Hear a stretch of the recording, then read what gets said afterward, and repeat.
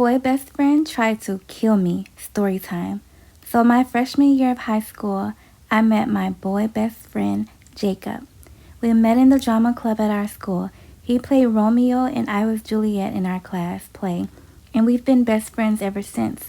All my other friends kept telling me that Jacob really liked me, but I never believed it because I always thought we were just friends. I definitely was not attracted to him at all.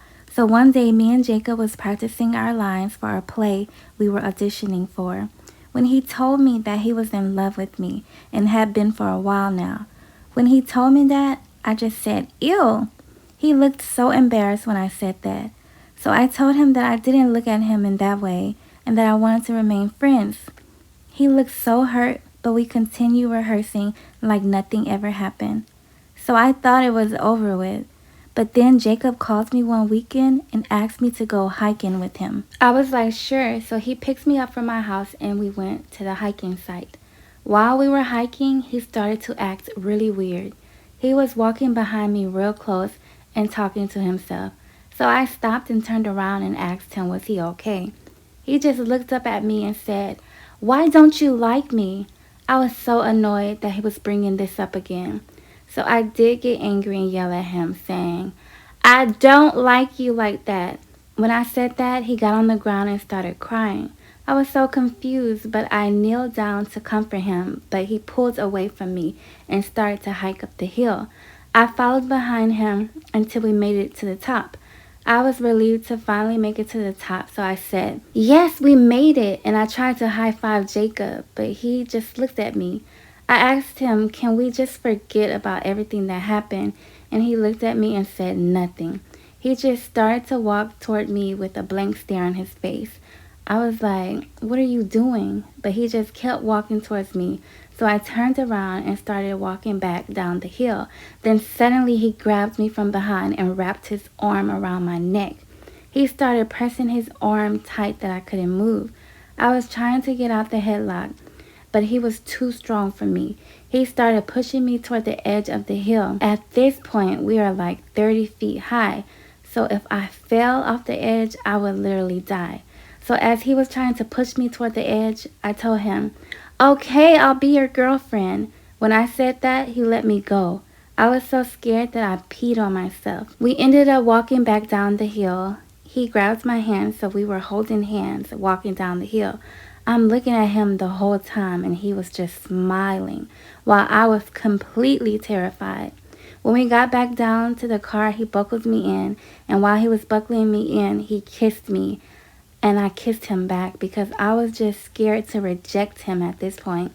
He got in the car and took me home like nothing ever happened.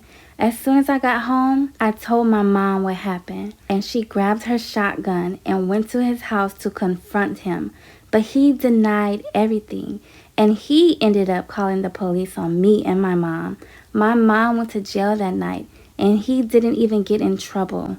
Chisme time, so make sure you grab a snack, sit back, and relax, and let's get on with the chisme. So, this is about the time I got catfished. So, when I was in 9th grade, I don't know why, but I wanted a boyfriend so bad because all of my friends had boyfriends. So, I decided to download Tinder, and I started swiping, and I met this guy, and he was like, oh, I'm 15. And at the time, I was 14, so I was like, you know what, that's not that bad, I'm just gonna date him. So, we were talking for about 2 months, and every time I would ask him to FaceTime, he would always decline the FaceTime or say that he was busy. But it wasn't a big deal, I was just like, okay, whatever. So then this one day, he was like, do you want to meet up? And of course, I said yes. So then turns out that he actually lived about an hour and 40 minutes away from me, but I was like, whatever, fuck it. I asked my older sister to take me, and at first she said no, but then I blackmailed her, so she had to. So we get to the place, and I knock on the door, and he answered, tell me why. I asked if it was him, and he said, yeah, I'm sorry, but I'm 32. I was like, what? So that my sister ended up calling the cops, and now he's in jail.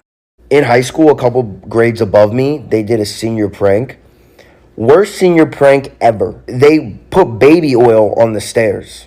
Yeah. People were falling. Dude, some girl broke her butt. Some girl literally broke her butt. She had to go to the hospital and everything. And there was no cameras, okay, in the staircase. So they never caught who did it. But we all know who did it. Because the girl who did it got drunk at a party and told everyone, that was me who did baby oil on the stairs.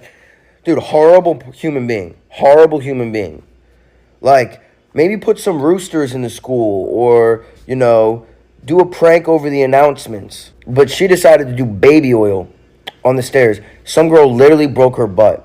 Here's a story time on why I didn't get the job. I know you're probably wondering, like, babe, you're like perfect and amazing and sweet and humble and great. Why didn't you get the job? Apparently, I have fans that went to high school with me that just apparently don't like me. Weird. These two girls that I went to high school with, like, caught wind that I was getting a job there and just, like, said I made this terrible video about the job. So they told the manager, like, oh, Emily Massa, like, made the video, like, about her interview and, like, you should not hire her. Like, mind you, I did not know these girls in high school. Like, I knew one of them, but so did my brother Shaquan. That has nothing to do with me. And also, it was really odd to me because, like, the video I made about getting a job and going to this interview, like, didn't have very much traction. So the fact that they saw it is like, oh, like, I have a fan. But it really made me think, like, I really don't want this job anyways because I don't want to be already in a job environment where I'm working with girls from high school that have this weird vendetta against me. Also, when I went in for the interview, like, both managers were out and I got interviewed by, like, a random person. So, like, it just seemed really unorganized to me in the first place. And then these two girls went up to my best friend and were like,